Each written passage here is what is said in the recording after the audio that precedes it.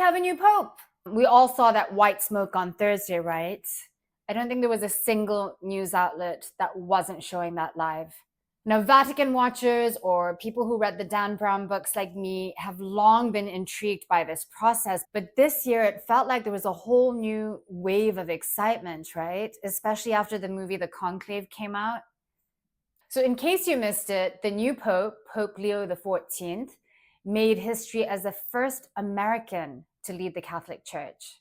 He was born in Chicago, but worked for many years as a missionary in Peru, eventually becoming a bishop and later an archbishop there. So he also holds Peruvian citizenship. So what I wanted to talk about is how much impact the Pope has outside the church. When you think of the Pope, you probably think of religion, not geopolitics. But historically, popes were political leaders, and even today, with nearly 1.5 billion Catholics in the world, what he says can have a huge impact.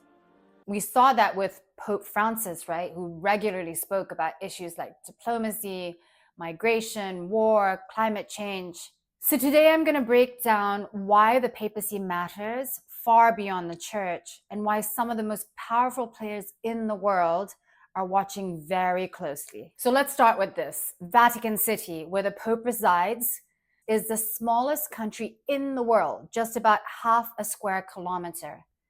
But its influence is massive.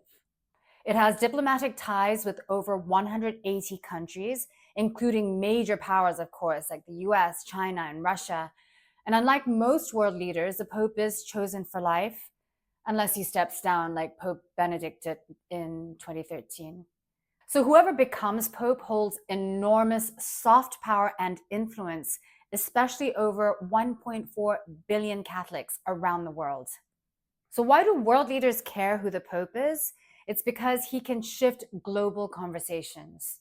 Pope Francis was outspoken about issues like welcoming refugees that often clashed with policies in parts of Europe and the US, and Francis was also the first pope to issue a full encyclical on the environment. Encyclicals, by the way, are formal letters from the Pope to bishops around the world outlining church teachings. His climate message actually helped push the topic into UN climate talks. The Vatican's often also played a role in mediating conflicts from Guatemala to Burundi. In 1978, the Vatican helped resolve a dispute between Argentina and Chile. More recently, it's made efforts to mediate between Ukraine and Russia. So for some leaders, the Pope can be a powerful ally, but for others, a diplomatic challenge. So this isn't just about values, it's about global balance. The church is shrinking in Europe, but growing rapidly in Africa, Asia, Latin America. Pope Francis was the first South American Pope, and now Pope Leo XIV is American, but also Peruvian. So there's hope that he'll continue to bridge the gap with the global South, so to speak. And that could shift the church's focus and its diplomatic priorities towards issues affecting the global majority, actually. Issues like poverty, corruption, global justice.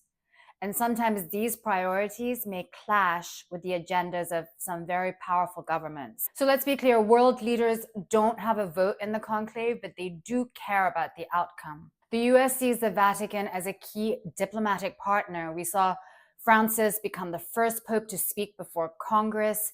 He also helped thaw relations between the US and Cuba. China recently signed a controversial deal with the Vatican, giving the Chinese government a role in appointing bishops. The Vatican retains a veto power, but people are going to be watching to see how this new pope handles that relationship.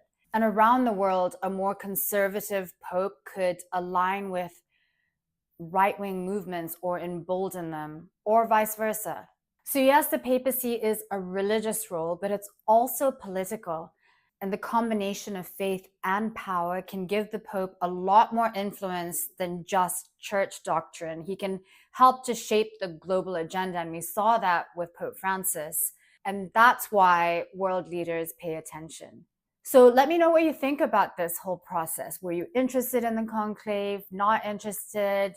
DM me or post them in the comments. Also, let me know if there's a topic you want to hear about. And If you like what you see, I would appreciate a like or a subscribe on my YouTube channel. The links are in all my bios. Thanks for watching.